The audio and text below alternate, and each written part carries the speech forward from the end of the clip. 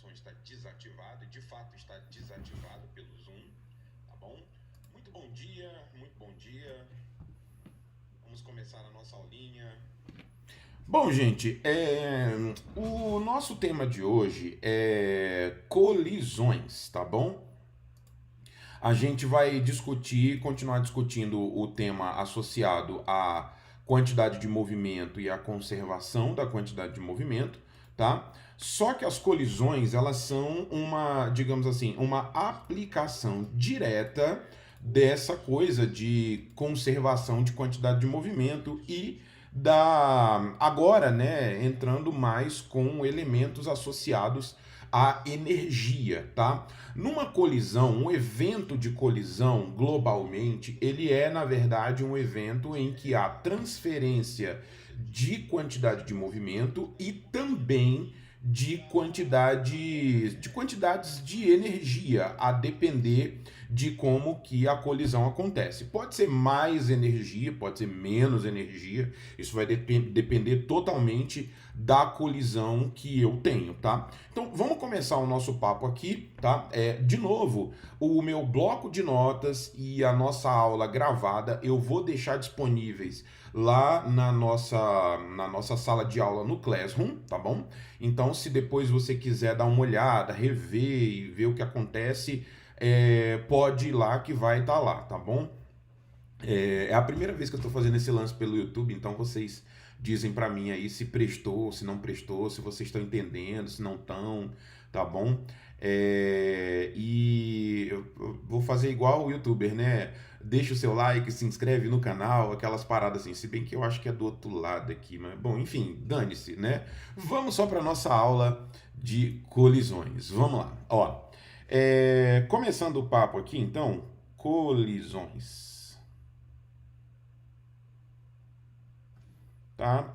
Um evento de colisão é um evento em que há transferência, em que há troca de energia e de quantidade de movimento. Então, uma colisão nada mais é do que um momento de troca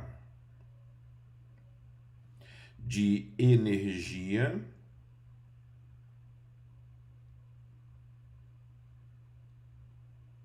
e de quantidade de movimento, ou como eu disse para você, que também pode ser chamado momento linear. Tá? Momento linear, quantidade de movimento, tudo a mesma coisa, tá? Para a gente conseguir entender direitinho como é que essa troca acontece, ela tem que acontecer por meio de força. Você viu que o teorema do impulso, ele é a escrita, é uma forma de escrever a segunda lei de Newton, né, para o centro de massa, e você já tinha visto também, a gente já tinha discutido, que o trabalho ele é realizado por meio da ação de uma força. Então, essa troca ela será intermediada pela força. Eu tô te dando esses detalhes todos porque a colisão ela não precisa necessariamente de um contato para existir. A colisão é um evento que precisa de força para acontecer. Isso é muito importante, tá? Porque quando você trata de colisões, você acaba ficando preso à ideia de que eu tenho que ter um contato entre os corpos. Não, o contato é um tipo de interação. Eu não preciso que haja interação por meio de contato especificamente, tá? O experimento de Rutherford, ele é um experimento de colisão, por exemplo, né? Você joga partículas alfa em cima da lâmina de ouro, as partículas alfa, elas encontram os núcleos atômicos do ouro e, como consequência, elas acabam desviando de trajetória por causa por causa da presença de cargas elétricas de mesmo sinal ali dentro, tá? Então, eu não preciso necessariamente da presença de uma força de contato. Eu preciso que haja força. Mas aí também vai ficando cada vez mais complicado. A gente vai tratar das colisões em que há força de contato. Isso deixa a nossa vida bem mais simples, bem mais tranquila. Então, para isso, eu vou fazer o seguinte, olha só. Eu vou colocar dois corpos, vamos construir uma colisão da forma mais prática que tem. um corpo A de massa MA, que viaja aqui, por exemplo, para a direita com velocidade VA, mais ou menos desse jeito, e um corpo B de velocidade VB, que viaja também para a direita com uma massa MB. Eu coloquei essas duas massas desse jeito para que você observe também o fato de que não necessariamente essas massas são iguais. Isso é muito importante, tá? Essas massas elas podem ser diferentes. Tudo bem que o Enem ele acabou trazendo essas colisões para a gente em algumas situações com corpos de massas que eram iguais, mas o Enem trouxe também essas colisões com massas diferentes. A UNB, quando trata de colisões, trata do jeito mais diversificado possível, com massas iguais, com massas diferentes, em direções diversas também. A colisão ela é um evento de conservação da quantidade de movimento, então ela pode acontecer, por exemplo, num plano bidimensional. É o que acontece com bolas de bilhar, né? Só para você visualizar o que eu estou querendo dizer. Quando você joga duas bolas de bilhar, por exemplo, mais ou menos assim, aí elas batem aqui num ponto e depois de colidirem vai cada uma para um lado. Esse tipo de coisa também é colisão. Claro, né, gente? À medida que eu vou incorporando elementos como esses ao meu problema, toda a estrutura de análise do problema vai ficando bem mais complicada, bem mais sofisticada, vai exigindo de você um trabalho matemático bem mais intenso, tá? Só um instantinho, deixa eu ligar o carregador aqui do meu PC. Aqui, pode crer, ligado. Então, vamos dar início aqui à nossa discussão com a colisão do jeito mais simples possível, que é a colisão entre corpos de massas quaisquer, com velocidades também quaisquer, tá? Só que uma colisão que a gente vai chamar de frontal. Essa colisão frontal, ela acontecerá sempre que os centros de massa dos corpos estiverem alinhados, ou seja, a colisão frontal é aquela em que as velocidades das partículas estão na mesma direção. Então, esses dois corpos que eu coloquei aí, eles vão bater em algum momento. Deixa eu subir um pouquinho aqui. Então, esses dois corpos que eu coloquei, eles vão bater aqui em algum momento, né?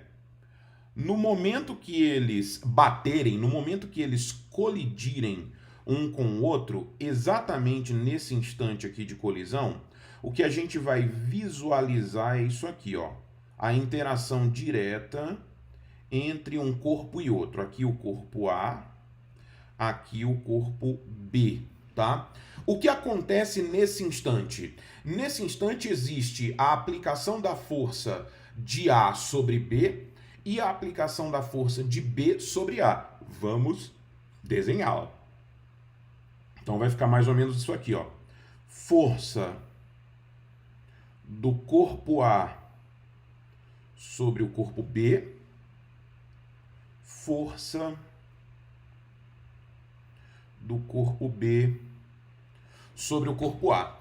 No instante em que a colisão acontece, aí você pode retomar aquela construção de raciocínio que nós discutimos na aula passada, que é exatamente no momento da colisão, as únicas interações que existem são as interações entre os corpos A e B, tá? Então, desse jeito, a gente pode olhar para esse sistema aqui como se fosse um sistema isolado, tá? Isolado, ou seja, a força resultante sobre ele é zero. Força resultante sobre o sistema, tá? A força resultante sobre ele aqui é sobre o sistema. Então, força resultante sobre o sistema igual a zero, tá? Isso significa para mim que os agentes externos sobre o sistema são nulos. Não existe agente externo sobre o sistema. De fato, as forças FAB e FBA formam juntas um par ação-reação, tá? O fato de ser um par ação-reação implica também, como a gente havia discutido no nosso último encontro, que essas forças trocadas são exclusivamente forças internas. Deixa eu só destacar melhorzinho aqui o meu momento de colisão, né, para ficar mais bonito, porque eu coloquei um contraste horroroso, né? Mas tá, vamos continuando aqui com o nosso papo. Então, isso é o que acontece no momento da colisão. Ó, veja que a força que A faz sobre B está para a direita. Professor, o que isso significa? Isso significa que o A vai acelerar o B para a direita. Então, pode ser que depois da colisão, o B tenha a sua velocidade sutilmente... Perdão, pô. Tá difícil a minha vida aqui. Pode ser que o B tenha a sua velocidade sutilmente levantada, aumentada, né? Veja que a força de B sobre A, ela tá para a esquerda. Então, depois da colisão, pode ser que a velocidade do A seja sutilmente reduzida. Gente, pode ser porque, como é uma colisão entre dois corpos que são completamente desconhecidos, eu não tenho a menor, a mais vaga ideia do que acontecerá depois do evento da colisão. Professor, como você está dizendo isso para mim? O que você quer dizer com isso? É mais ou menos assim, ó. Depois da colisão, os dois corpos A e B, eles podem ou não ter velocidade. A única coisa que vai acontecer aqui que você pode guardar para você é o fato de que as massas vão permanecer iguais. Então, na prática, massa do A e massa do B vão permanecer as mesmas. Massa de A e massa de B não vão se modificar. Agora, as velocidades eu não tenho a menor ideia. Velocidade de A, eu não sei o que vai acontecer depois da colisão. E aí eu vou chamar de VA linha, só para indicar para você que isso é a velocidade dele depois do evento de colisão, tá bom? E eu não sei o que vai acontecer com a velocidade do B também depois da colisão. Aí eu coloquei para isso VB linha. Como que eu vou tratar essas velocidades? Para fazer esse tratamento, você vai ter que recorrer agora às leis de conservação que nós temos. A primeira delas é a conservação da quantidade de movimento. Uma vez que o sistema está isolado, eu posso garantir para você, uma vez que o sistema está isolado, eu posso garantir para você que no momento da colisão haverá conservação da quantidade de movimento. Variação da quantidade de movimento do sistema igual a zero. E aí, aqui, é interessante que você tenha atenção com o seguinte. O examinador, ele costuma dizer assim, ó, as velocidades dos corpos imediatamente antes e imediatamente depois da colisão. Essa forma de referência é só para que você consiga ter atenção com os momentos, né, em que você vai usar a quantidade de movimento, porque ela é inicial e final. Inicial menos final igual a zero. Então eu tenho que saber onde é o início, tenho que saber onde é o fim. Então a gente vai tratar tudo muito próximo do ambiente de colisão, muito próximo do instante de colisão. Por isso o examinador vai sempre dizer para você, considere velocidades imediatamente antes, imediatamente depois da colisão, tá? E a segunda condição é o que acontece com a energia por meio de uma grandeza chamada coeficiente de restituição. Vamos destrinchar essas duas possibilidades aqui rapidinho. Então, ó, para o caso da conservação da quantidade de movimento, para a primeira condição, a variação da quantidade de movimento tem que ser igual a zero. Para o conjunto AB, isso significa, portanto, que a quantidade de movimento inicial é igual à quantidade de movimento final.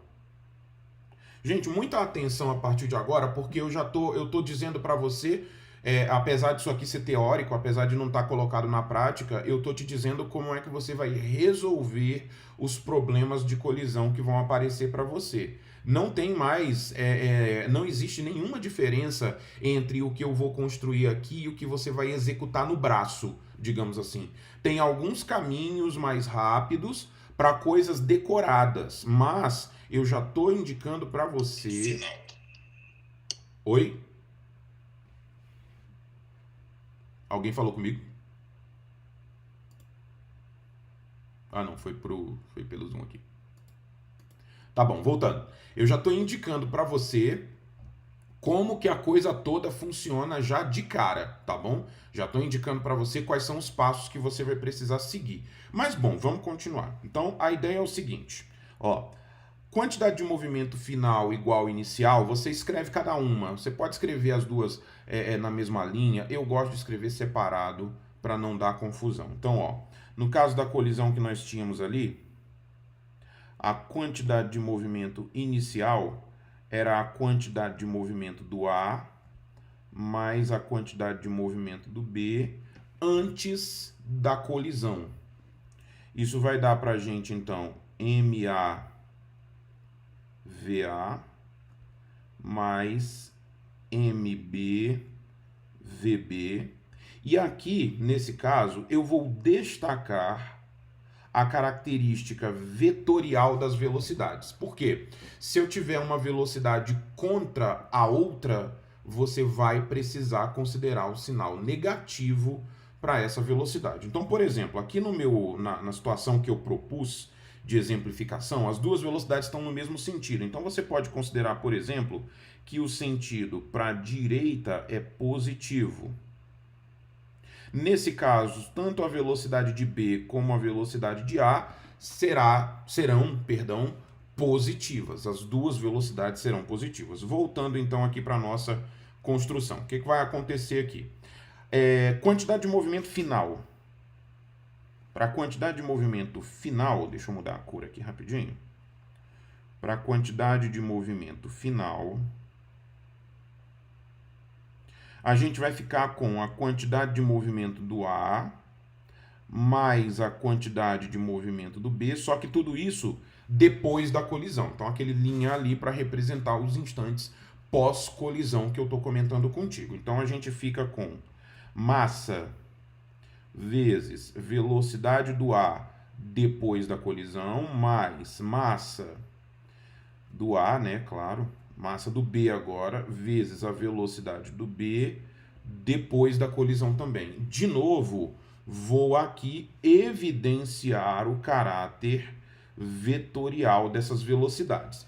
Porém, aqui eu peço que você tenha muita atenção. Olha só o que eu vou fazer. Ó. Atenção aqui, atenção aqui nesse negócio. Deixa eu voltar aqui no meu exemplo.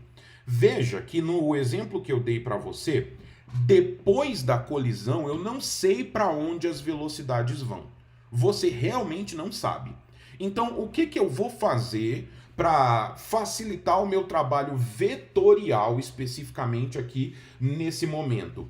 Eu vou fazer o que todo brasileiro faz quando não sabe como agir, como proceder. Eu vou chutar, né? Ó, nossa, professor, mas a sua técnica secreta é essa? Você vai chutar? Sim, exatamente, vou chutar. Para onde que eu vou chutar as velocidades dos corpos A e B depois da colisão? Eu vou chutar do A para cá, velocidade do A para a esquerda e vou chutar a velocidade do B para a direita, tá? De novo, gente, eu não sei se tá assim, eu chutei.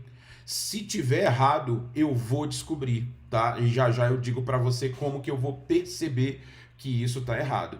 Eu tô chutando essas duas velocidades para que eu possa trabalhar com a notação vetorial de modo mais prático. Eu preciso dos sinais dessas velocidades para operar a quantidade de movimento de maneira correta. Então, na prática, eu preciso considerar para algum lugar. Se você não considerar nada, indiretamente, cara, isso é terrível.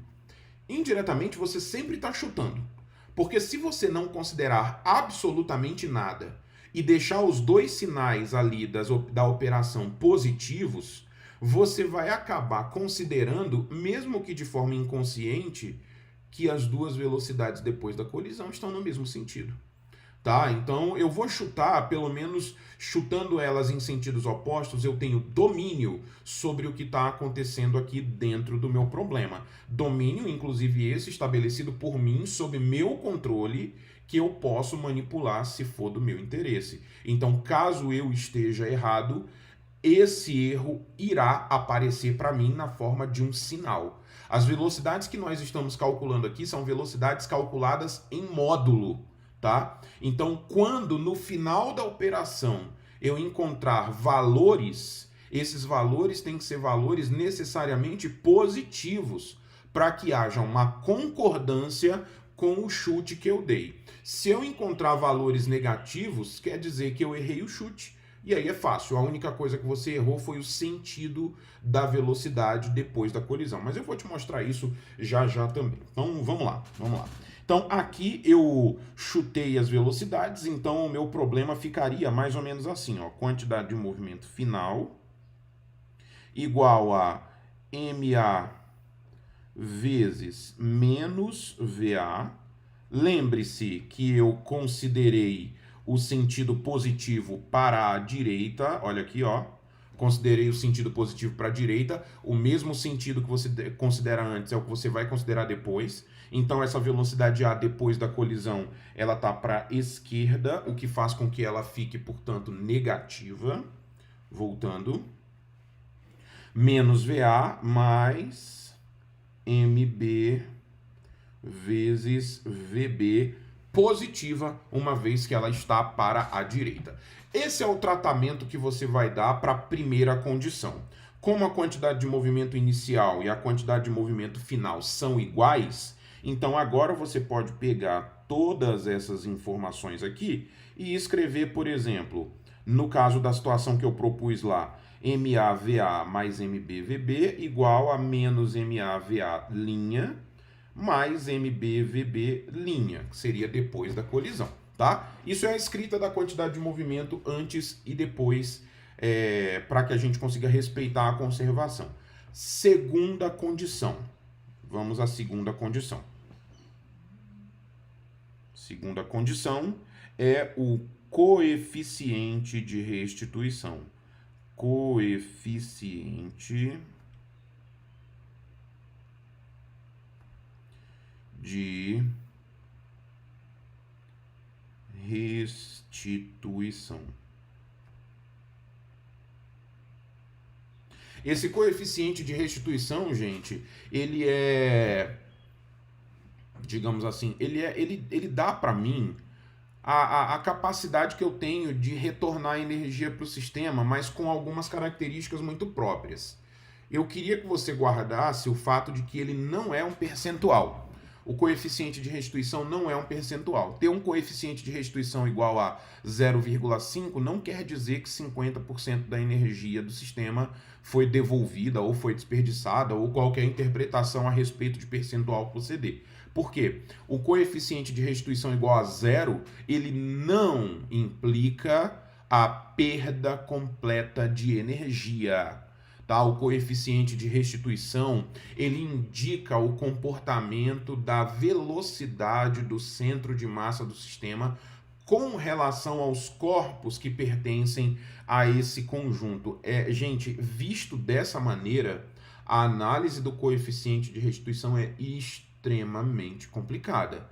É mais interessante que a gente utilize ele como mecanismo, como meio, como ferramenta, tá? Como mecanismo de operação dentro de um problema de colisão. Porque se de repente eu trato desse coeficiente de maneira além dessa ferramenta, de fato vai ficar extremamente difícil de dar o tratamento correto, porque a interpretação dele é uma interpretação complexa. Então a gente vai tratar o coeficiente de restituição de um modo bem prático e também empírico, que é o seguinte, ó.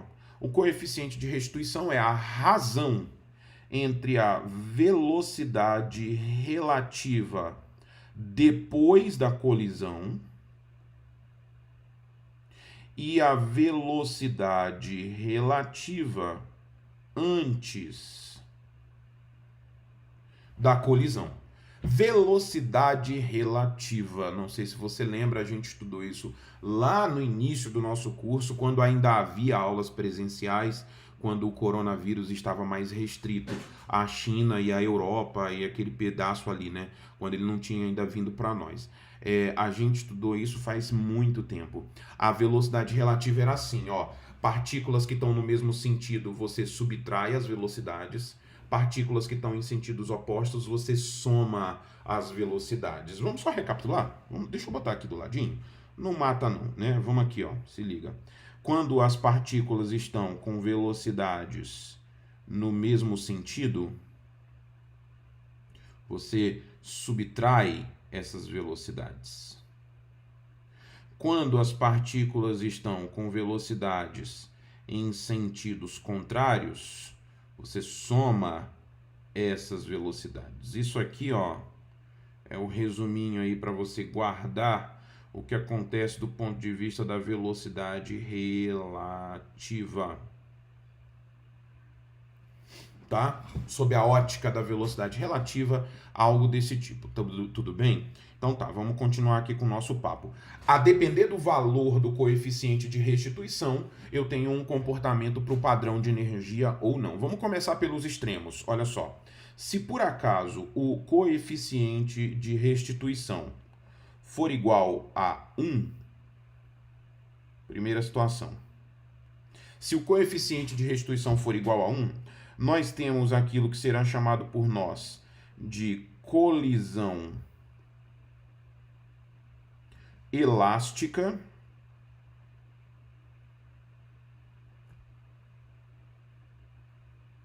e, nesse caso, a conservação da energia mecânica. Energia mecânica é cinética mais potencial. Como nossas colisões ocorrerão num plano horizontal, então guarde o fato de que essas colisões acontecerão também sob digamos assim, sob energia potencial constante, tá? Então não vai haver diferença de energia potencial gravitacional. Não vamos considerar nenhum tipo de energia potencial elástica, ou seja, uma colisão elástica vai ser apenas para a gente uma colisão em que haverá conservação da energia exclusivamente cinética. Então, nesse caso, o que vai acontecer aqui é que a energia cinética final é igual à energia cinética inicial, tá? Ou você pode também escrever, se você preferir, a energia cinética depois da colisão é igual à energia cinética antes da colisão. As velocidades dos corpos relativamente ao centro de massa se mantêm. Só que, de novo, gente, pelo amor de Deus, essa interpretação, essa forma de leitura do coeficiente de restituição torna a análise dele muito complicada, apesar dele dizer isso, de fato, tá? O outro extremo que nós temos é o caso do coeficiente de restituição igual a zero. Se o coeficiente de restituição for igual a zero, aí a gente diz que a colisão é uma colisão inelástica.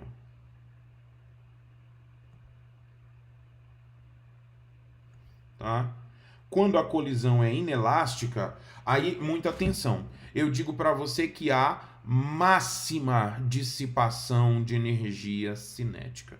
Não é total. Entre máximo e total existe uma diferença bem grande. Ó. Digamos, ó, aqui em casa, eu tenho um pote com balinha aqui no meu escritório. A minha filha, ela é a detonadora das balinhas, né? E a balinha já foi detonada ao máximo. O que significa detonar as balinhas ao máximo aqui nesse contexto? Significa que a minha filha não está em casa, ela consumiu um monte das balinhas, mas ainda tem um restinho lá. Eu poderia ter dito assim, minha filha consumiu todas as balinhas, então quando eu pegasse o pote, eu veria ele completamente vazio. Aqui no coeficiente de restituição igual a zero, eu estou dizendo para você o seguinte, dissipar a energia cinética ao máximo significa que esses corpos que colidiram, eles poderiam colidir de diversas maneiras. Só que de todas as maneiras em que eles têm a possibilidade de colidir, caso eles colidam inelasticamente, eles também vão jogar fora ao máximo de energia cinética. Não implica totalmente, tá? Então, nesse caso, eu tenho energia cinética final, e agora eu vou usar um sinal que eu não sei se você já viu na vida, que é isso aqui, ó, é o maior, tá? Eu tô dizendo para você que a energia cinética, desculpa, é o menor. Tô dizendo para você aqui que a energia cinética final é muito menor que a energia cinética inicial. Zero está dentro dessas possibilidades. Não é o que isso aqui quer dizer. Eu vou inclusive anotar isso para deixar muito claro para você. A colisão inelástica implica para mim dissipação máxima.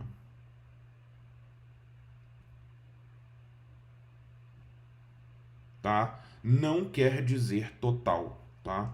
Totalmente diferente de total. Não quer dizer total pra gente não, tá bom? Fique muito atento a essa observação.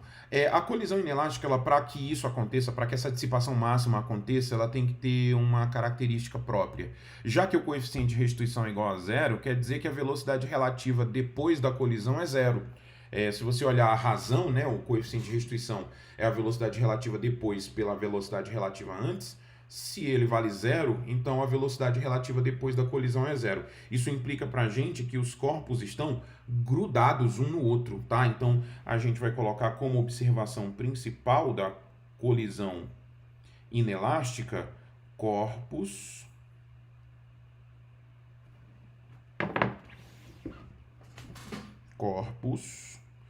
presos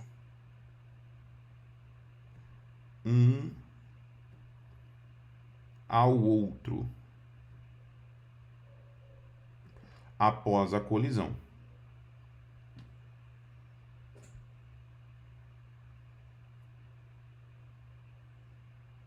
Tá? Corpos presos um ao outro após a colisão.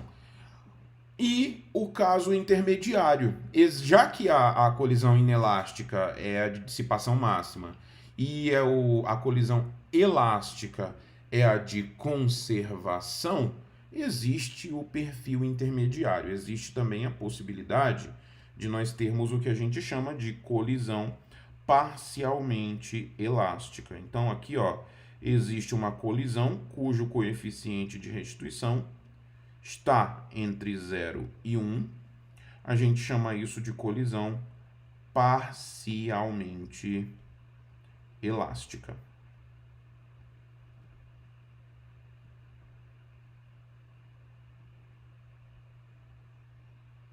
Nesse tipo de colisão, eu consigo dizer para você simplesmente, né, de maneira bem trivial, que a energia cinética depois da colisão é menor que a energia cinética antes da colisão. Tudo bem até aí, meu povo? Tudo jóia? Tudo beleza? Sem dificuldades até aí, fale comigo, diga, você está acompanhando? Pode mandar pelo chat aí se você tá tudo bem, manda um tudo ok, manda só um ok aí para mim pelo chat. Diga se tá tudo beleza, se você tá acompanhando tudo direitinho, se tá travando, se não tá, se tá tudo bem de boa.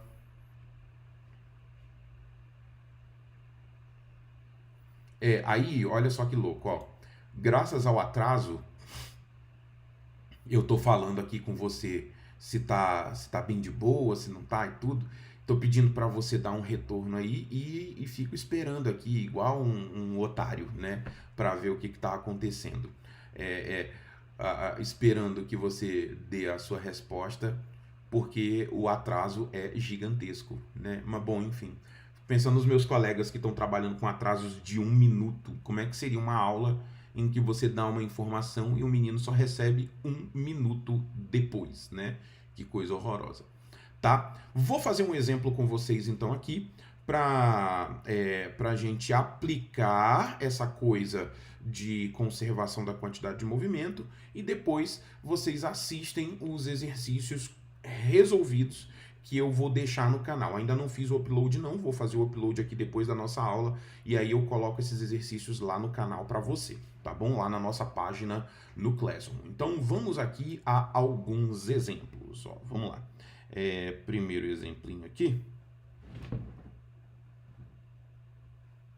Exemplo 1. O que acontece numa colisão entre dois corpos de massas iguais, tá? Iguais a m também, para facilitar a nossa vida, tá bom? E a velocidade deles aqui vai ser o seguinte, ó, 3 metros por segundo. E o outro corpo de massa m também com velocidade 1 metro por segundo, mais ou menos assim, tá? A colisão entre esses dois corpos aqui, ó, o tipo de colisão, gente boa, em geral é dito para você. A colisão entre esses dois corpos vai ser uma colisão de coeficiente de restituição igual a 1, ou seja, é uma colisão perfeitamente elástica. Eu quero saber qual é a... Teve algum travamentozinho aqui. Quero saber qual é a velocidade dos corpos depois da colisão. Tive um pequeno problema aqui, meu povo. Acredito que foi isso. Foi o meu air server que caiu. Deixa eu voltar aqui pro troço. Assim, numa boa. Pronto. Voltamos, ótimo. Qual é a velocidade dos corpos após a colisão, tá bom? Então, ó, não sei qual é essa velocidade, a única coisa que eu sei é que a massa deles vai se manter, mas eu não sei para onde estão essas velocidades pós-colisão. Então, o que que eu vou fazer? Chutar as velocidades, tá? Deixa eu só conferir aqui se está tudo ok. Isso, perfeito. Vou chutar as velocidades. Então, vou chutar assim, ó. Uma velocidade desse corpo para um lado, vou chamar ela de VA. E a velocidade do outro corpo para o outro lado, vou chamar ela de VB. Bom, aplicando... Isso aqui foi o nosso chute, viu? Não esquece que eu não sei para onde estarão as velocidades pós-colisão. Isso aqui eu chutei. Chute.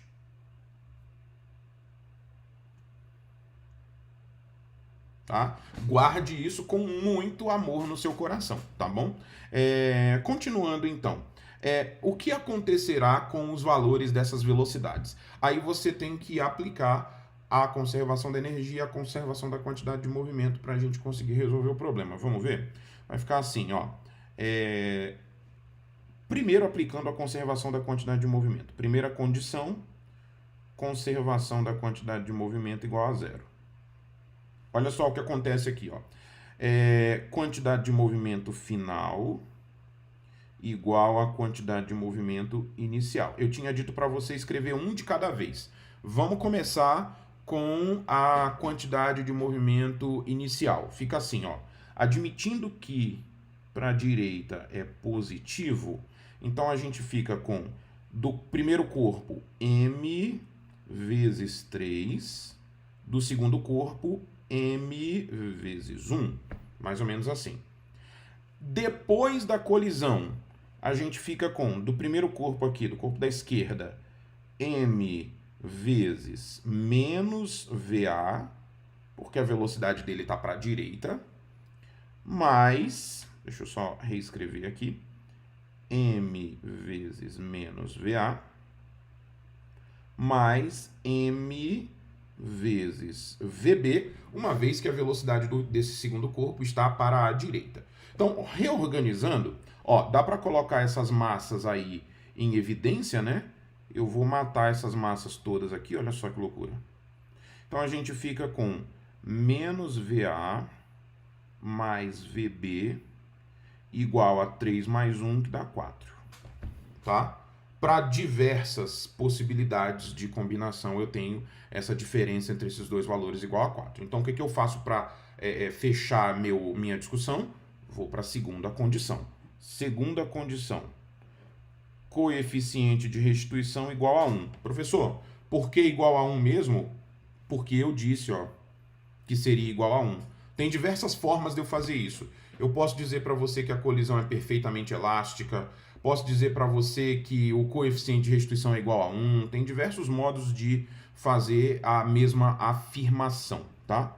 Então, se esse coeficiente de restituição é igual a 1, quer dizer então que velocidade relativa depois da colisão pela velocidade relativa antes da colisão dá 1. Então, isso aqui vai ficar pra gente assim, 1 igual a... velocidade relativa antes da colisão. Gente, já que as duas estão no mesmo sentido, a velocidade relativa vai ficar uma menos a outra. Então, 3 menos 1.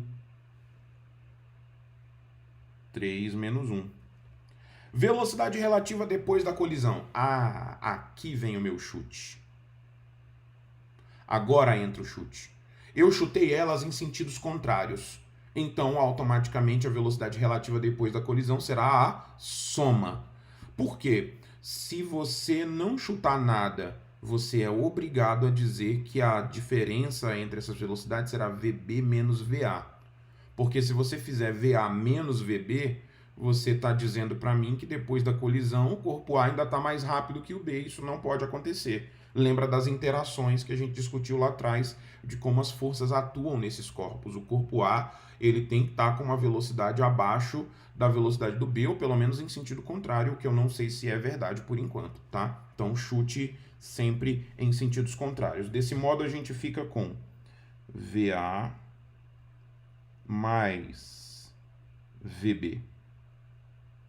Então, VA mais VB tá dando aqui pra gente 2. Olha, temos duas equações, duas incógnitas, então a gente fica com menos VA mais VB igual a 4 e VA mais VB igual a 2. Top! Resolvemos o sisteminha. Vamos somar as duas equações? Se eu somar as duas, esse VA com esse VA morre. Fica 2VB igual a 6. Se VB, 2VB igual a 6, então VB é igual a 3 metros por segundo. Se VB vale 3 metros por segundo, então, portanto, VA tem que ser igual a 1 metro por segundo. 1 não, né? Desculpa. Tem que ser igual a menos 1 metro por segundo. Pronto, descobrimos os dois. Qual é a rapidez do A depois da colisão? 1. Porém, a gente descobriu aqui no final que esse sinal aqui tá menos, olha só. O que isso significa para mim? Que eu errei o meu chute. Se você tiver errado o seu chute, o que você faz? Vem aqui e faz o seguinte, olha, eu errei. O A, ele não vai para a esquerda. Ele, na verdade, vai para a direita com 1 metro por segundo depois da colisão. Enquanto o B também vai para a direita com velocidade de 3 metros por segundo. Tudo jóia? Todo mundo acompanhou aí? Tudo beleza? Observa, gente, que nesse caso especificamente houve uma troca entre as velocidades dos corpos, tá? Essas velocidades foram trocadas exatamente pelo fato de que os corpos têm massas iguais e também o coeficiente de restituição é igual a 1. Tudo jóia? Corpos com massas iguais, coeficiente de restituição igual a 1. E aí, nesse caso, nesse tipo de colisão, Os dois corpos simplesmente trocam de velocidade, tá? Os dois corpos jogam a velocidade de um para o outro. É assim que funciona, por exemplo, aquele pêndulo de Newton, né? O pêndulo que já apareceu na prova do Enem, se eu não me engano, agora que minha memória é horrível, se eu não me engano, em 2014, a UNB colocou, 2014 ou 15, ela colocou um pêndulo de Newton na prova.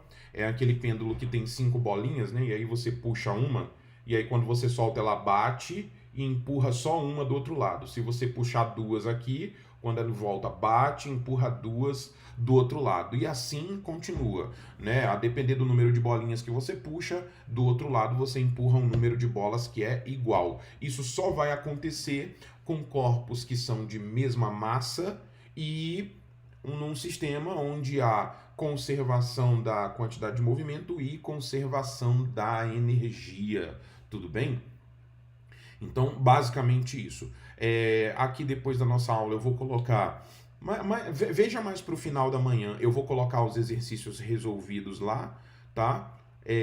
Até porque já está dando o horário nosso aqui. Vou colocar os exercícios resolvidos lá e você acompanha a resolução e tire dúvidas, tá? Gente, vem no plantão, tá? Vem no plantão. Plantão, eu tô ficando sozinho, sem ninguém, sem amigos, tá bom? Não me deixe sozinho no plantão, não. E eu acho que o resto da galera também tá ficando sozinha no plantão. Eu sei que já é o final do semestre, né? E para quem tá, assim, eu acho que eu já comentei disso com vocês, para quem tá estudando de maneira normal, né? Para quem tá levantando cedo, pegando suas coisas e tocando a vida para frente, realmente nesse período você já deve estar bem cansado, com a cabeça bem cheia, mas não deixa a peteca cair, tá? A gente tá com problemas com esse lance de prova aí, tá? Os vestibulares, eles... Cara, até os vestibulares de São Paulo já soltaram consultas públicas para quando seria a melhor data, tá? O Enem tá com essa história de consulta pública aí também. Então, continue estudando, porque a única certeza que a gente tem é que amanhã as coisas não vão voltar ao normal, né? Não é amanhã, sábado, que vai estar tudo ok, que vai estar tudo normal, não, tá bom? Então, continue estudando.